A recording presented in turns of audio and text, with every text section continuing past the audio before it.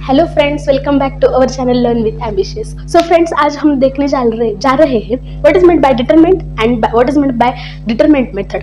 अब हमें जो हमारे इक्वेशंस है वो अलग मेथड से सॉल्व करने हैं। इसका मतलब हमें अब डिटरमिनेंट की मेथड यूज करके हमें इक्वेशन सॉल्व करने हैं। सो इसके पहले हमें मालूम तो होना चाहिए डिटरमिनेंट मतलब क्या होता है। सो देखिए, चलो आज मैं तुम्हें बताती हूँ what is meant by determinant. Determinant मतलब ऐसे दो लाइंस होते हैं और इन लाइंस के बीच में एलिमेंट्स रखे होते हैं। अब एलिमेंट्स मतलब क्या होता है, जो हमारे नंबर्स है। सपोज मैंने यहाँ पे A B C D, suppose ये मेरे 4 नंबर है और इसको ही मैं बोलूंगी एलिमेंट। सो यहाँ पे first term is that A B C D are our element.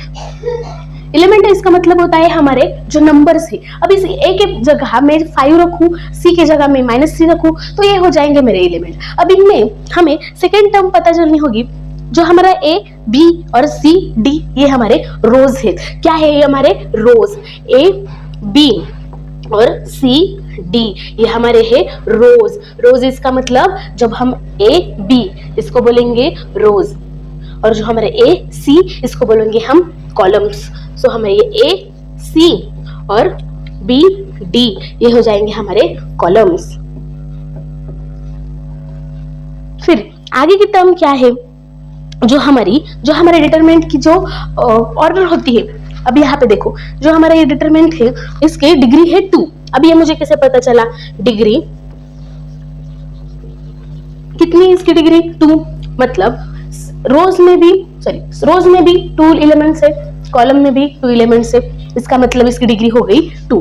Suppose ऐसा कोई डिटरमिनेंट है, यहाँ पे A B C D E F G H I ऐसे हमारे एलिमेंट्स है। तो यहाँ पे हमारे रोज हो जाएंगे A B C D E F G H I, ये हमारे हो जाएंगे रोज, और हमारे कॉलम्स हो जाएंगे A D G B E H C F I, ये हो जाएंगे हमारे कॉलम्स। अब यहाँ पे हम जब देखें तो हमारी इसकी डिग्री हो जाएगी 3। क्यों 3? तो यहाँ पे देखो, रोज में भी 3 नंबर्स है, 3 एलिमेंट्स है, कॉलम में भी 3 एलिमेंट्स है, इसलिए हमारी इसकी डिग्री हो जाएगी 3। अब जब हमारी नेक्स्ट जो मेथड है इसे हम कहते हैं डिटरमिनेंट मेथड, और इसको हम ये भी कहते हैं क्रैमर्स रूल, ऐसा भी कहते हैं। अब ये क्या होता है देखो, मैं यहाँ पे तुम्हें समझाती हूँ डिटरमिनेंट मेथड।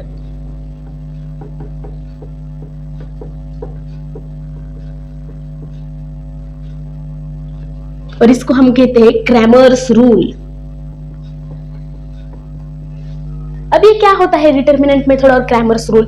जो देखो, ये जो हमारा है डिटरमिनेंट, क्या है ये हमारा डिटरमिनेंट? यहाँ पे A B C D, और ये कैसे सॉल्व करनी है मेथड? देखो, क्रॉस मल्टीप्लिकेशन करना है। क्या करना है?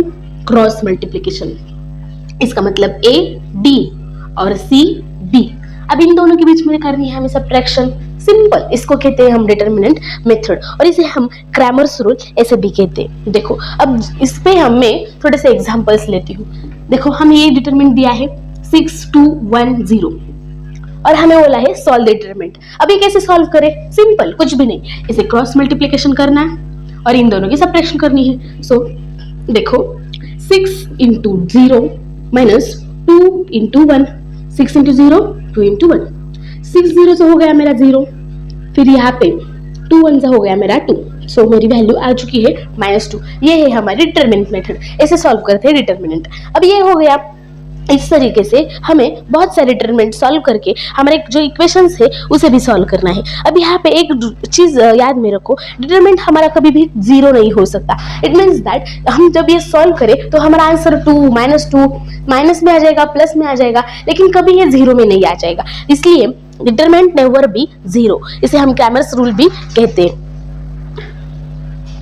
सो इस प्रकार से हमें बहुत सारे एग्जाम्पल सॉल्व करने हैं, बहुत सारे इक्वेशन सॉल्व करने हैं। चलो बाय बाय, मिलते हैं नेक्स्ट वाले वीडियोस में। नेक्स्ट वाले वीडियो में हम पढ़ेंगे और सीखेंगे भी इक्वेशंस को क्रैमर्स रूल ने कैसे सॉल्व करना है। सो तब तक के लिए thank you, bye bye, take care.